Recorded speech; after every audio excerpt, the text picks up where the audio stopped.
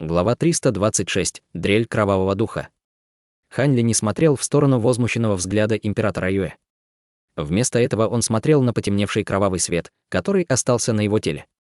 Золотой кипригель, пара зубчатых фиолетовых кинжалов и длинный синий меч взлетели в кровавом свете. Это были волшебные инструменты Сун Мэн и остальных. В этот момент они зависли в кровавом свете.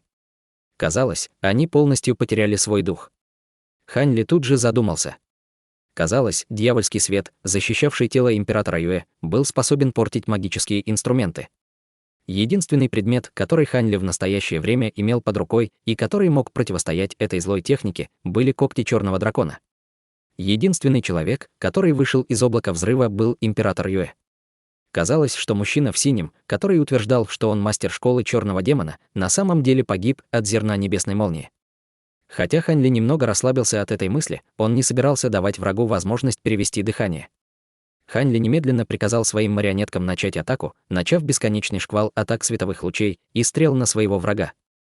Все остальные теперь культиваторы долины Желтого Клена теперь боялись потерять еще больше своих магических инструментов и начали формулировать ручные печати, атакуя врага магическими техниками и талисманами вместе с Хань Ли. Они все поняли, что единственный способ сбежать от этого кошмара — это сделать все возможное. В противном случае они могли все погибнуть. При виде этого император Юэ взмахнул рукой. Перед ним тут же появился огромный щит кроваво-красного света, который с легкостью блокировал встречные атаки.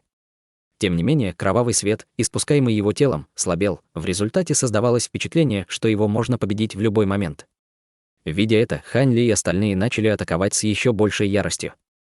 Император Юэ холодно фыркнул, безмолвно вытащив маленькую темно-зеленую бутылку из-за пазухи. Он проворно проглотил находившуюся в бутылке алую таблетку, которая пахла кровью. Он проглотил ее без малейших колебаний, хотя она и не выглядела как хорошая духовная пилюля.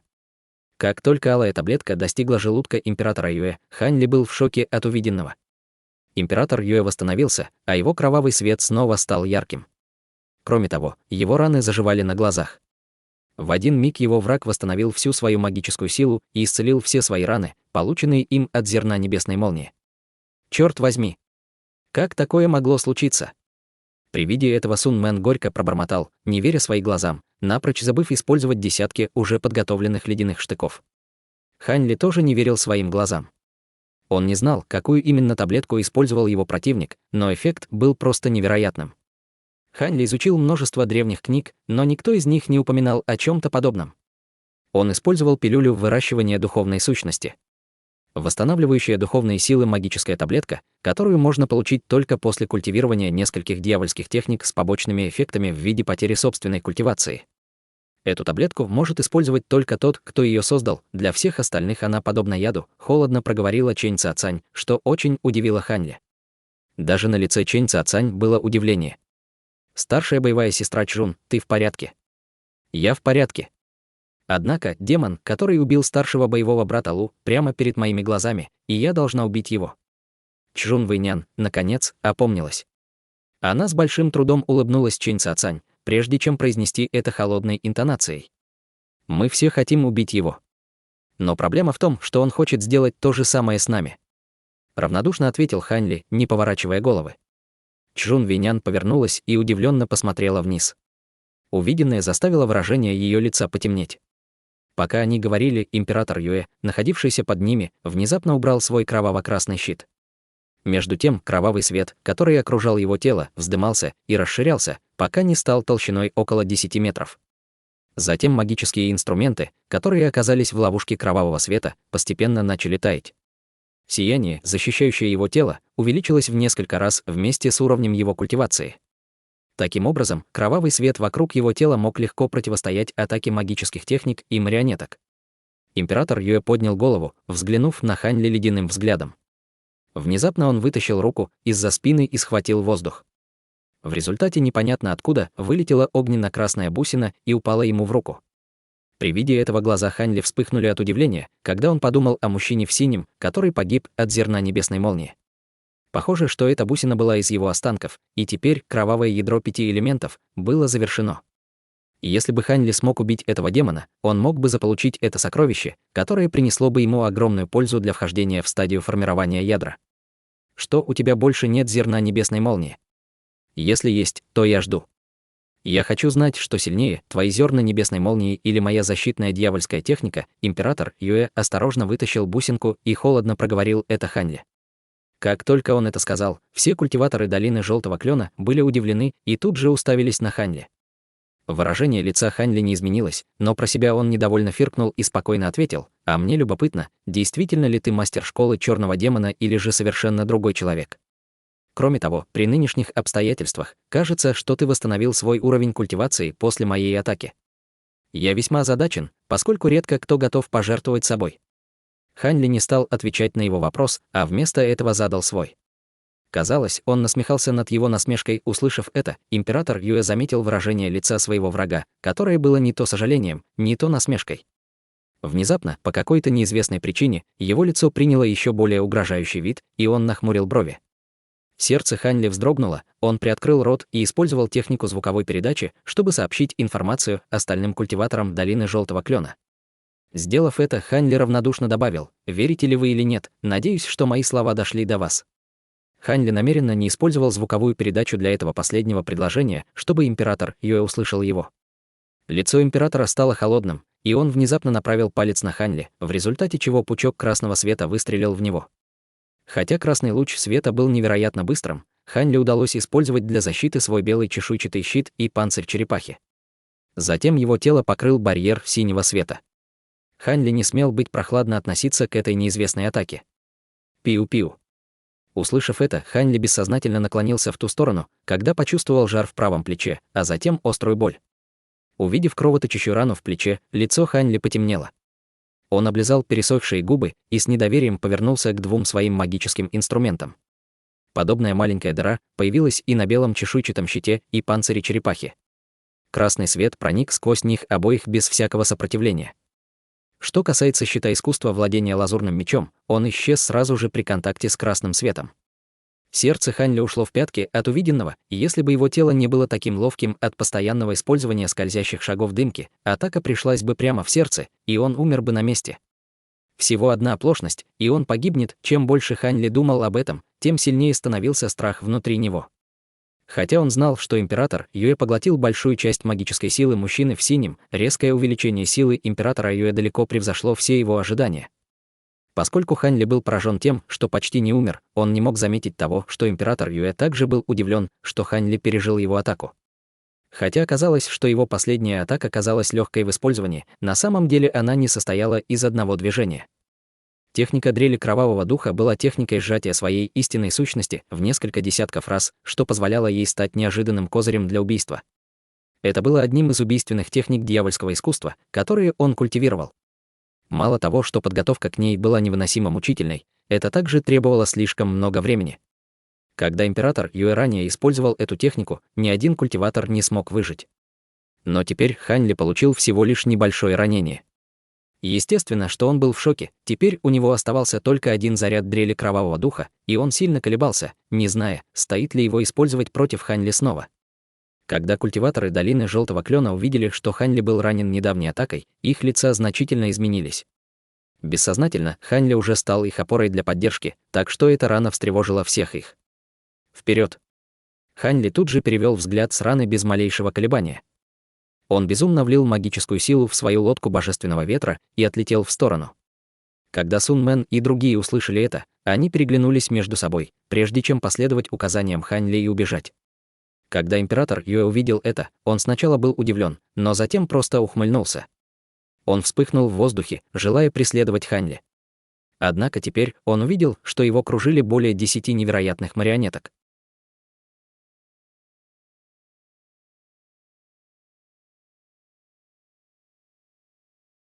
Глава 327. Войдя в формацию. «Потеряйтесь!» — мрачно крикнул император Юэ. В одно мгновение кровавый свет поспешно окутал группу марионеток. Он стал свирепо преследовать Ханьли остальных, исчезнув в мгновение ока. Спустя еще одно мгновение куклы неподвижно попадали с неба, развалившись на кусочки. Ханьли тем временем прибыл в защитную формацию, которую он создал. Почувствовав, что его куклы уничтожены, Ханьли был огорчен. Затем он позвал других культиваторов спуститься и войти в небольшой бамбуковый лес. Когда Хань Ли и другие поспешно спустились, император Юэ уже избавился от марионеток и мог видеть, что Хань Ли вместе с остальными вошли в бамбуковый лес. Это очень удивило и озадачило императора Юэ, но он, обрадовавшись, последовал за ними. Когда он оказался над бамбуковым лесом и увидел, что Хань Ли и другие не покинули его, он зловеще улыбнулся и тут же взмахнул рукой. Маленький кусок кровавого света отделился от его тела. Пиу-пиу.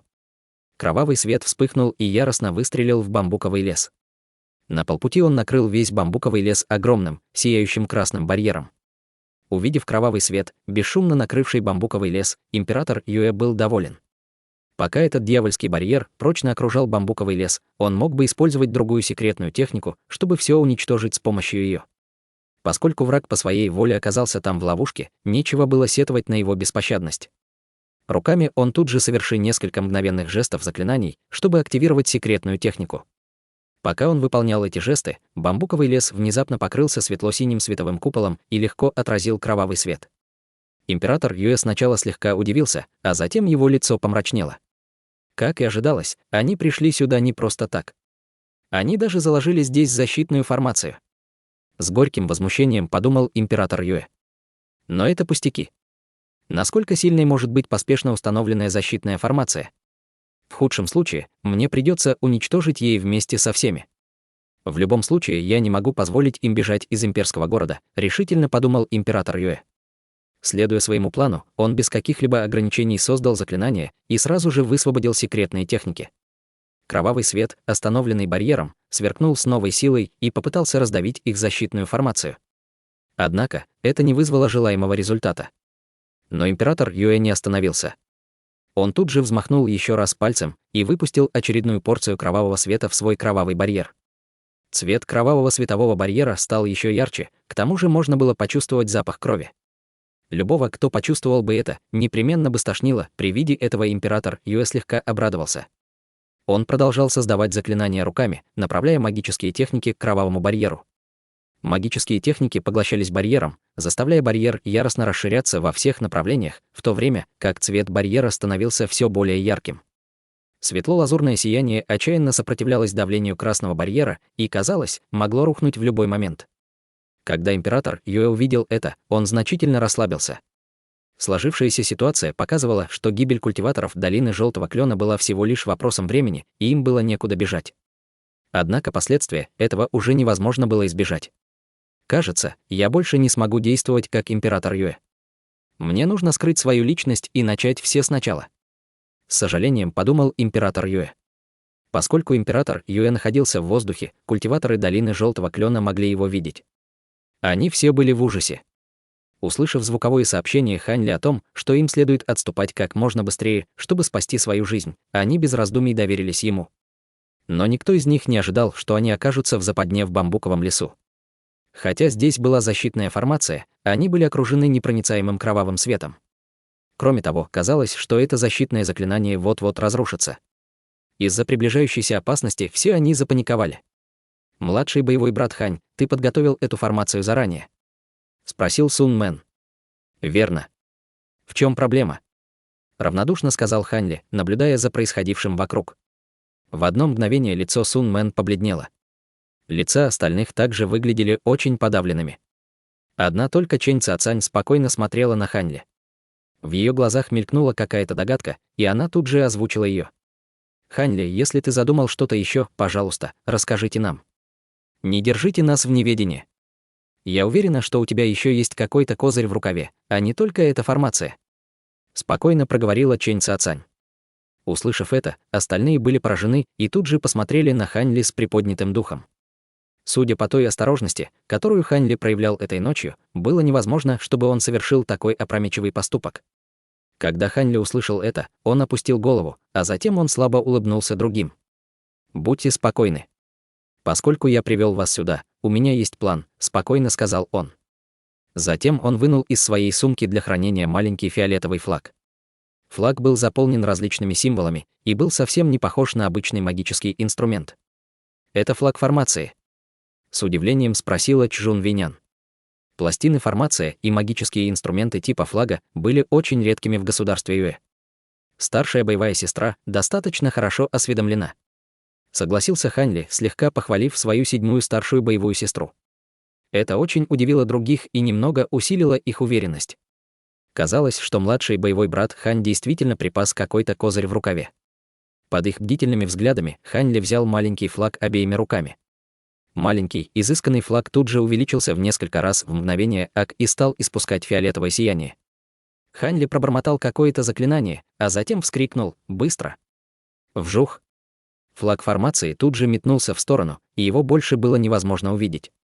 Затем Ханли достал еще 3 точно таких же флага из своей сумки и сделал то же самое, заставив их улететь в других направлениях.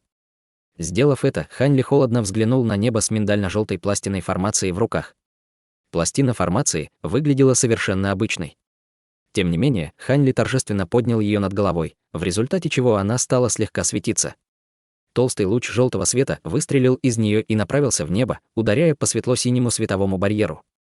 Почти в то же время разноцветные лучи метнулись в небо с разных сторон.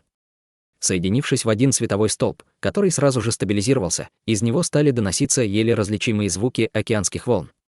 Звуки над ними постепенно становились все громче, в результате чего в скором времени стали напоминать звуки грома. Услышав это, остальные невольно почувствовали страх. По мере того, как звуки становились все громче, внешний вид светло-синего светового барьера изменился и внезапно стал цвета радуги. Несмотря на то, как снаружи красный свет пытался подавить его, новый световой барьер напоминал риф на дне бушующего моря, который оставался абсолютно невозмутимым. При виде этого Сун Мэн и остальные поняли, что формация Ханли была совершенно необычной. Казалось, что им действительно удалось спасти свои жизни. Когда император Юэ увидел это, он тут же использовал несколько дьявольских техник в ответ. Однако, поскольку эти техники не произвели должного результата, он тут же понял, что все пошло не так, как он задумал, на его суровом, холодном лице мелькнула нерешительность, и он нахмурился. Затем он резко топнул ногой, и поток красного света направился к нему. Затем его тело превратилось в шар красного света, и он улетел с такой скоростью, что Ханли стало бы стыдно за себя. Хотя скорость, с которой этот человек улетал, была невероятно быстрой, скорость, с которой он вернулся на место, была еще быстрее. Несмотря на свою попытку к бегству, он вернулся. Император Юэ попробовал взлететь еще раз 8, но он не смог улететь дальше, чем на 100 метров в каждой своей попытке. В результате чего он был вынужден летать по кругу. К этому времени император Юэ больше не казался сбитым с толку, вместо этого на его лицо был ужас. При виде этого Ханли холодно засмеялся, а другие раскрыли рты от удивления. Чжун Винян сильно сжала кулаки от радости и удивления, не замечая того, что ее ногти сильно впились в плоть, заставляя ее кровоточить. Помимо удивления, на лице Чэнь Цацань также появились другие, более сложные эмоции. Ханли достал свой панцирь черепахи и белый щит и заставил их вращаться вокруг своего тела. Не теряя времени на объяснение, он сказал: «Если у кого-то есть талисман сокровищ, используйте эту возможность, чтобы активировать его. Через мгновение мы начнем совместную атаку, чтобы уничтожить его. Поскольку он уже пойман в ловушку этого великого образования, он не сможет быстро сбежать из него». Слова Ханли звучали с большой уверенностью.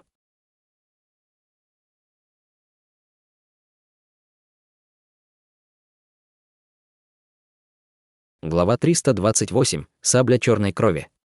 Ханли сидел со своим бирюзовым талисманом, и с уверенностью сказанные его слова и его самоуверенная манера вдохновили Чэнь Цацань и Чжун Вэйнян сделать так же.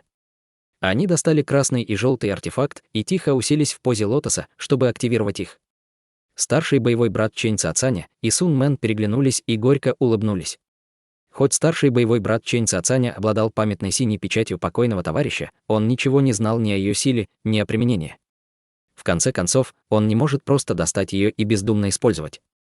Что касается синей печати копья Сун Мэна, то его мощь полностью истощилась во время схватки с ледяным демоном. В результате двое могли подождать 3 и защитить их.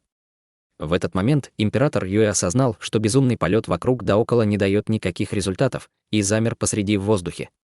Когда он опустил голову и пробубнил что-то себе под нос, он снял золотую корону с головы, и его волосы начали развиваться на ветру, закрывая половину лица. Его невероятно демоническая и загадочная внешность контрастировала с кровавым светом, который исходил от его тела. Он глубоко вдохнул и вдруг порезал себе запястье своим острым ногтем. Из раны густо потекла кровь, которая вливалась в его свет, который впоследствии потемнел и превратился в бордовый. Хоть они находились далеко друг от друга, культиваторы долины Желтый Клен все равно почуяли тошнотворный запах крови. Они скривили свои лица, но им ничего не оставалось, как продолжать смотреть на то, как их враг колдовал. Убедившись, что его кровавый свет завершил превращение, император Юэ раскрыл рот и направил 2 струи красного ци на запястье. Эта неизвестная магия вдруг остановила кровь и моментально затянула глубокую рану. Но из-за большой потери крови его лицо оставалось бледным. С суровым взглядом он достал тусклую черную рукоять. Она была длиной лишь в половину ноги и выглядела старой и неприметной. Но судя по тому, как император относился к этой вещи, она не была бесполезным хламом. Эта вещица была чем-то весьма опасным. Он посмотрел на рукоять и начал шептать заклинание. Заклинание было непонятным и тихим. Но после этого медленного напева едва жестокий ци пронизывал воздух, и у многим это напомнило древние времена. Что он делает?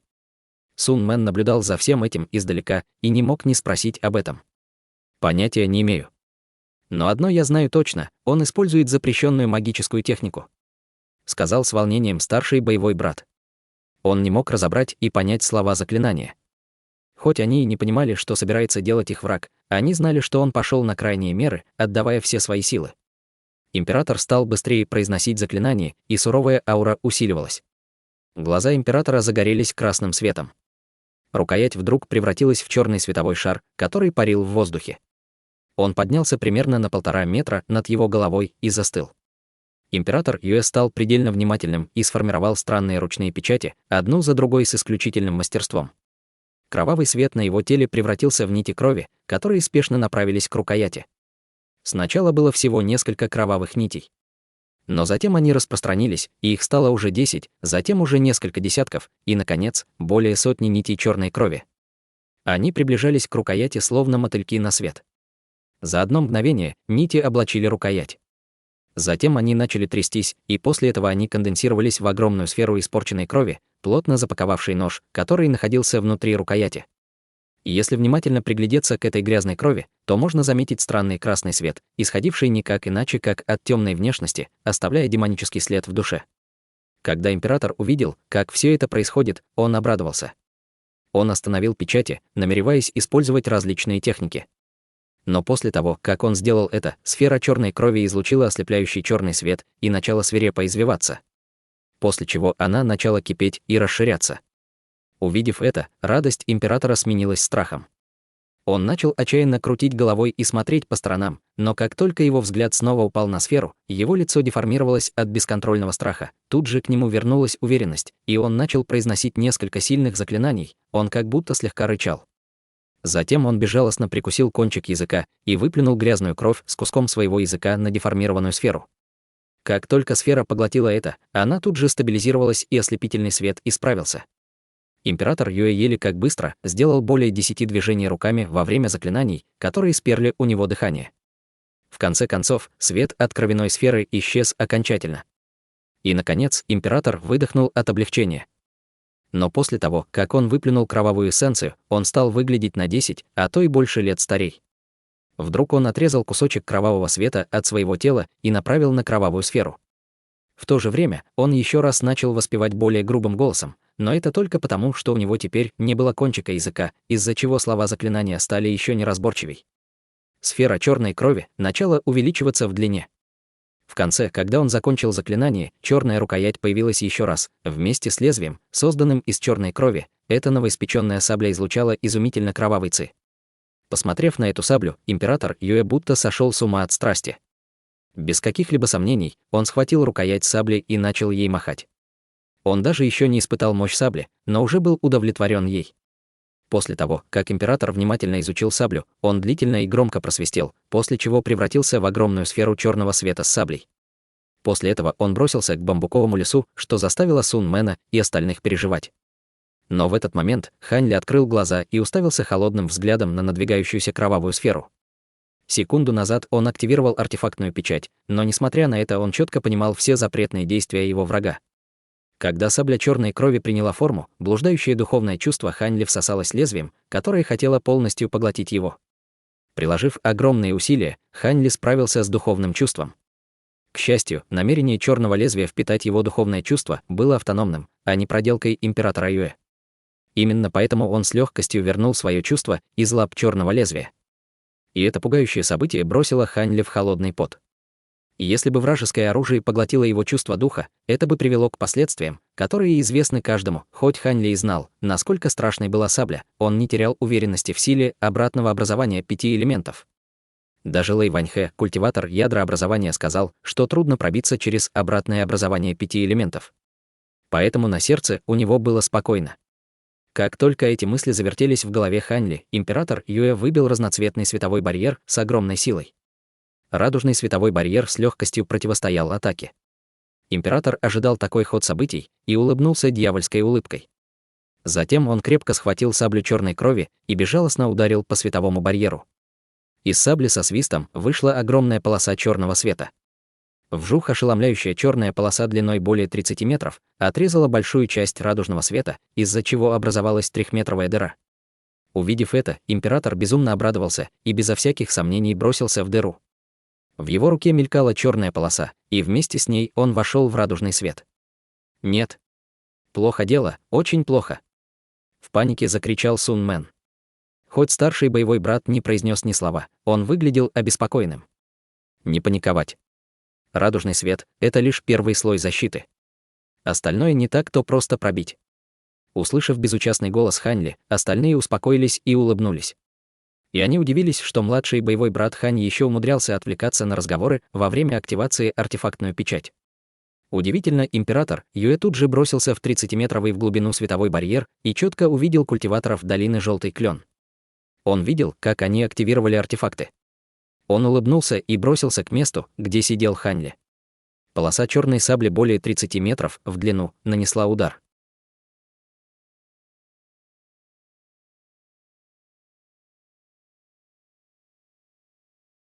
Глава 329. Уничтожение врага. Когда Сун Мэн и остальные увидели императора, который напал на сидевшего в позе лотоса Хань Ли, их сердца ушли в пятки. Хоть они осознавали свою неспособность повлиять на атаку саблей, они все равно начали махать руками. В надежде, что удар чуть замедлит свой ход, они выпустили поток огненных шаров и бросили 8 талисманов, которые превратились в огромные камни. К несчастью, их нападение оказалось бесполезным. Их попытки подавились вражеской саблей. Полоса сабли поменяла направление и снова бросилась в атаку, как ядовитая змея. Когда Хань Ли увидел, что острая сабля вот придется на него, выражение лица его осталось прежним, кроме того, что он едва усмехнулся. Когда император Юэ увидел спокойствие Хань Ли, он на мгновение засуетился. Но не раздумывая ни минуты более, он ударил полосой сабли. Император ударил тонкий воздух, как вдруг Хань Ли исчез. И тут он понял, что вернулся на первоначальную точку в 100 метрах над световым разноцветным барьером. Лицо императора исказилось от ярости, и, стиснув зубы, он начал опять пробивать барьер. Когда он пробил путь и снова бросился в нужное ему место, то увидел, что на него безразлично смотрит Хань Ли, который остался сидеть на том же месте, что и раньше. И в этот раз император не останавливался. Наоборот, все его тело дрожало, он выстрелил огромным лучом кровавого света и дополнил его полосой черной сабли. Поскольку император Юэ подготовил себя, он был в состоянии наблюдать, что четко следовали моим.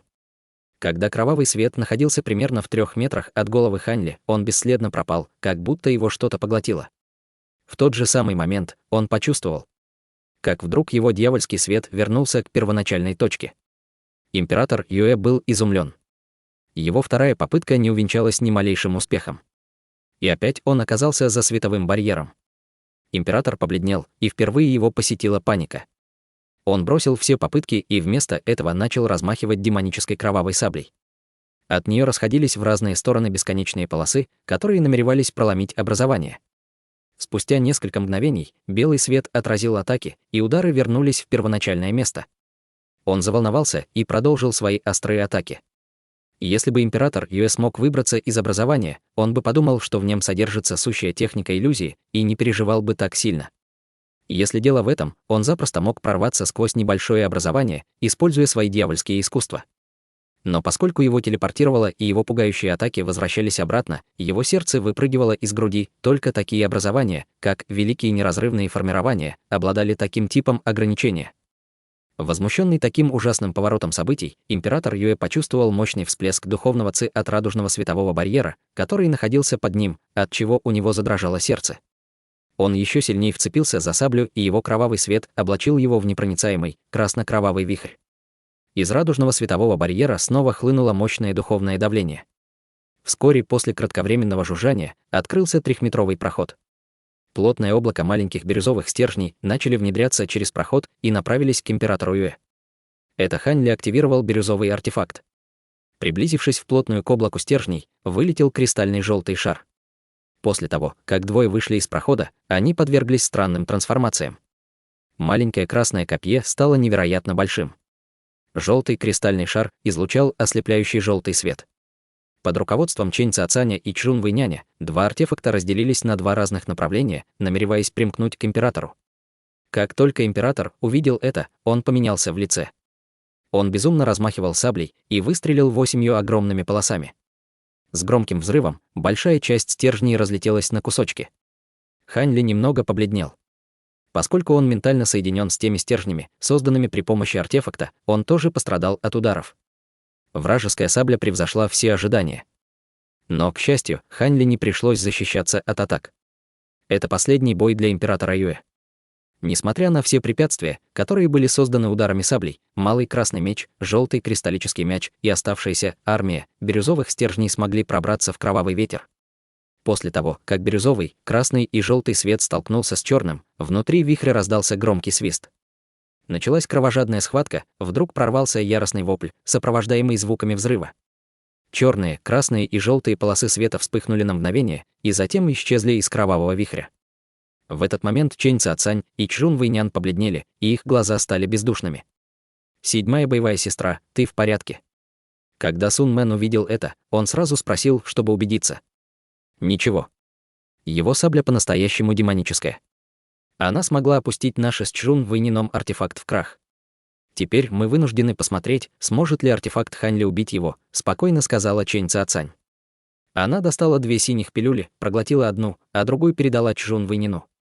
Печати артефакта уничтожены. Услышав это, культиваторы долины Желтый Клен изумились. По их мнению, только магические сокровища могут сразиться с печатями артефактов. Впечатляет? Подозреваю, сабля нашего демонического врага разрушила фрагмент магического сокровища. После того, как Чжун Вэйнян проглотила таблетку, ее лицо расцвело, а губы налились кровью. Разрушенный фрагмент магического сокровища. Как это возможно? С удивлением спросила Чэнь Цзяцань. Прямо над ними раздалась серия грохотов, отчего они резко взглянули вверх. Над ними происходила великая борьба, разделенная слоем радужного света, которая состояла из ослепляющего света, беспорядочного взрыва бирюзового и кроваво-красного цвета. Спустя некоторое время кровавый свет стал гораздо меньше, и его подавлял бирюзовый свет. После этого все следы света постепенно исчезли, и в поле зрения появился император Юэ, который стоял прямо. Лицо у него было пустым, а губы дрожали, словно фарфор вот-вот разобьется. Император упал прямо с неба, не сопротивляясь, и мягко приземлился на радужный свет, который был над ними.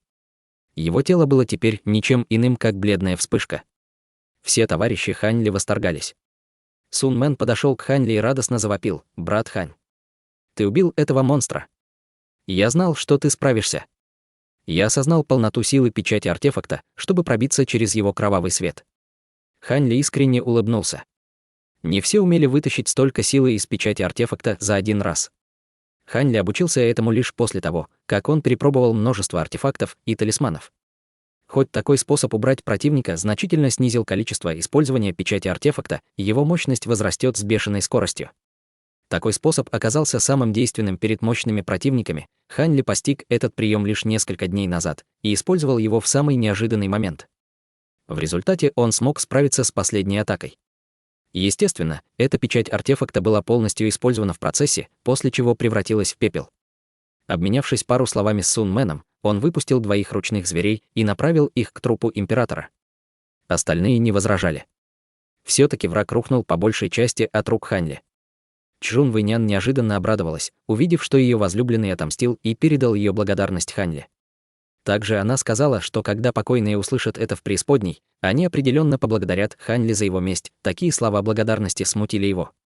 Он быстренько сменил тему и предложил скорей обыскать другие места императорского дворца, чтобы найти учеников вражеской черной школы, которые спрятались. Также он сказал, что у него осталась пара незавершенных дел, таких как великое образование. Но культиваторы долины Желтый Клен не поняли, что он имеет в виду.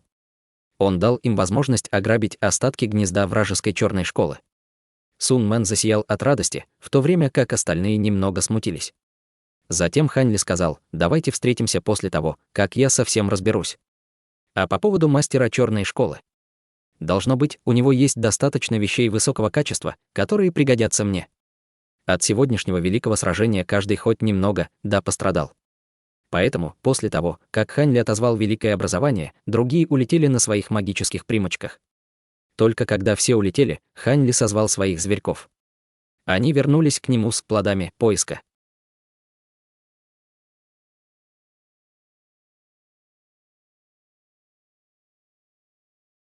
Глава 330. Ядро дьявола. Когда Хань Ли увидел, что 5 элементов кровавых ядер оказались среди вещей императора, он начал ликовать. Он тут же взял их изо рта ручных зверьков и начал внимательно изучать их. В ядрах содержалась великая духовная сила, и Хань Ли убедился в подлинности лечебных свойств. Хань Ли достал изысканную нефритовую коробочку из мешка и аккуратно поместил туда 5 ядер. Он не знал конкретные свойства этих ядер, которые упоминал молодой принц Синь. Но то, как император Юэ собирал эти ядра, говорит об их стопроцентной полезности. Затем Хань Ли переключился на другие предметы: черная, как уголь, чаша для милостыни, шило с кроваво-красной иглой длиной в 1 дюйм и нефритовый лист, излучающий светло-серый ци. Эти вещи почему-то наводили чувство страха. Все эти магические инструменты широко использовались среди демонических и дьявольских культиваторов. Казалось, будто на них наложен какой-то щит или преграда, которые не позволяли ему сразу взять в руки и использовать их. Вместо этого он глубоко вздохнул и накрыл свои руки слоем яркого бирюзового света. С такой защитой Хань Ли с легкостью сможет подобрать нефритовый лист и осмотреть его. Помимо излучения странной ауры, этот лист больше не обладал никакими препятствиями. Хань Ли выдохнул с облегчением и медленно погрузил свое духовное чувство в лист. Как только его чувство прошло в него, Хань Ли стоял, не двигаясь. Однако на его лице происходили странные изменения. Сначала он выглядел приятно удивленным, затем он был в смятении, и, наконец, на лице его появилось чрезвычайное любопытство с оттенками страха. Спустя 3 минуты Хань Ли вернул свое духовное чувство и нашел себя в состоянии головокружения. Содержание нефритового листа превзошло все ожидания Хань Ли. В нем содержалась информация об обучении искусств в школе черных дьяволов, например, искусство черного дьявола Асуры, искусство демона, свет божественной крови и так далее. Хань Ли пришел в шок, когда обнаружил все эти искусства. Они упоминались в книге Писания мудреца Инь, которая, скорее всего, является источником всех этих искусств. И это больше всего привлекло внимание Хань Ли. Но он не смог найти там ничего, что могло бы быть связано с местонахождением Писания. Ему пришлось спрятать свои хотелки куда подальше и обратить внимание на странные секретные техники. Некоторые из них сильно обрадовали его. Они не только решили его давние сомнения, но и напомнили истинное предназначение 5 элементов кровавых ядер. Хань Ли успокоился и внимательно осмотрел проход. Выяснилось, что 5 элементов кровавых ядер были сформированы внутри тел культиваторов, которые практиковали искусство дьявола, точно так же, как демонические звери конденсировали ядро в своем теле. Это самый важный аспект в искусстве дьявола. Причина, по которой они смогли превратиться в исчадий ада без использования таблеток установления образования, крылась в образовании этого ядра. Хоть искусство дьявола и не требовало использования жертвенной крови, оно быстро увеличивало скорость культивации. На самом деле, остальная часть методов культивирования были более или менее такой же и провел фатальный недостаток того, чтобы быть не в состоянии достичь сердечника формирования. Конечно, их скорость выращивания оставила другие удивленную через дополнительную помощь кровавых жертвоприношений. Кажется, 5 элементов кровавых ядер являются решением дефектов в таких искусствах. В нефритовом листе также упоминалось о секретной технике, которая называется техника ядра демона. Согласно ей, даже самые поздние культиваторы создания основы с бедными способностями имели возможность с вероятностью в 1/3 образовать ядро демона. Это фальшивое золотое ядро будет похоже на подлинное. Прочитав это, сердце Хань Ли чуть не выпрыгнуло из груди. 1/3 доля вероятности образования ядра. 5 элементов кровавого ядра не поддается небесам, у него сразу же возникло желание отложить все в сторону и потребить эти ядра, однако дальнейшее описание секретной техники удивило его. Поскольку ядро дьявола является артефактным золотым ядром, дальнейшее улучшение представлялось невозможным. То есть до конца жизни прогресс культивации будет на ступени образования ядра. Если бы дело было только в этом, Хань Ли не упустил бы такую возможность. Потому что метод 3 техник эссенции революции, используемый для формирования ядра, поистине непредсказуемый и ненадежный. Следующие детали техники ядра демона ошарашили Ханли. Было сказано, что после образования ядра демона в теле, ци-ядро демона будет выходить в течение долгого времени и способно свести ум культиватора на нет. Хоть разрушение и не полностью лишает ума и памяти, оно снижает умственную активность и неизбежно уменьшает интеллект. И из-за этого у Ханли бешено застучало сердце. Ведь все, в чем он был уверен, так это в своей смекалке и уме. Прочитав об этом недостатке, Ханли раздосадовался. Он многое сделал для того, чтобы получить 5 элементов кровавых ядер, которые оказались совершенно бесполезными для него. Его посетило чувство потери. Если недостаток был настолько серьезным, то почему император Юэ культивировал именно эти ядра? Этот старый хитрый лис определенно не собирался использовать их напрямую. С этими мыслями Ханли просмотрел секретные техники еще разок, и его внимание выцепила одна весьма интересная секретная техника — внутреннее перерождение. Ханли давненько слышал о ей, это известная техника класса дьявольского да. Много техник имели в названии слово «перерождение», однако специальный метод культивации и эффективность этих техник довольно странные и различными. Раньше 7 школ Юэ собирали все искусства, которые относились к перерождению, но в итоге они остались ни с чем. Ханли быстро пробежался глазами по описанию техники и обрадовался. Он нашел применение 5 элементов кровавых ядер. Если он прав, то у императора Юэ был такой же план. Он кропотливо культивировал этих кровавых слуг, чтобы сконденсировать 5 элементов кровавых ядер. Что касается мужчины в синем, который сам провозгласил себя мастеров черной школы и погиб от молнии, был воплощением. Только это объясняет тот факт, что он хотел позволить культивации поглотиться без малейшего сопротивления. В голове у Ханли проплыла эта мысль во время прочтения секретной техники. Остальные техники не привлекли его внимания, в отличие от техники учения кровавого духа. Он прочитал о ней несколько раз и запомнил. После того, как Ханли вернул сознание от нефритового листа, он тщательно переварил информацию перед тем, как перейти к осмотру 2 оставшихся вещей. Кроваво-красное шило — твердая форма кровавого духа, вышедшего из тела. Должно быть, это весьма полезный магический инструмент. А черная чаша для милостыни — довольно редкая магическая вещица, которая называется по-другому чаша души прихожан. Она удерживала души культиваторов. Любая душа, попавшая в эту чашу, полностью лишается интеллекта и становится дикой, одичавшей и подходящей для тотального управления над ней. После быстрого осмотра этой чаши, темный, холодный ци, который содержался в чаше, заставил Ханли дрожать, и он быстро засунул ее в мешок. От нее исходила аура бесчисленных разрушенных душ культиваторов. Чем дольше идет контакт с чашей, тем хуже он себя чувствует. Ханли четко понимал, что без культивации темных искусств эти вещицы абсолютно бесполезны для него.